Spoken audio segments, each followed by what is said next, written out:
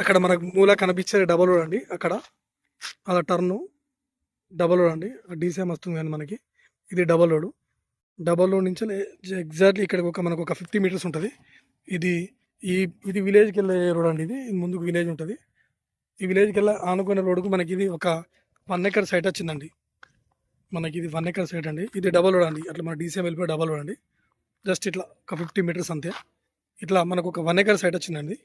ఈ 1 ఎకర్ వచ్చేసి మనకు మంచి స్క్వేర్ షేప్లో ఉంది సైట్. ఇది మనకి ఇది మంచి రెడ్ సాయిల్ భూమి అండి. ఇది మనకు ఇది ఫర్ గుంట వచ్చేసి 180 అండి. 1,80,000 చెప్తున్నారండి. ఇది మనకి ఇది కొండపాక మండల్కి దగ్గరలో ఉంటుందండి. ఇది కొండపాకకి ఎగ్జాక్ట్లీ మనకు ఒక 2 నుంచి 3 కిలోమీటర్లు ఉంటుందండి. 4 వేకు హైదరాబాద్ వెళ్ళే నేషనల్ హైవే కూడా ఎగ్జాక్ట్లీ ఒక 3 నుంచి 4 కిలోమీటర్ దూరంలో ఉంటుందండి. ఇది మనకు పర్ గుంట వచ్చేసి 1,80,000 చెప్తున్నాను అండి. ఇది 1 ఎకర్ సైట్ అండి. ఇది మొత్తం రోడ్ ఫేసే అండి.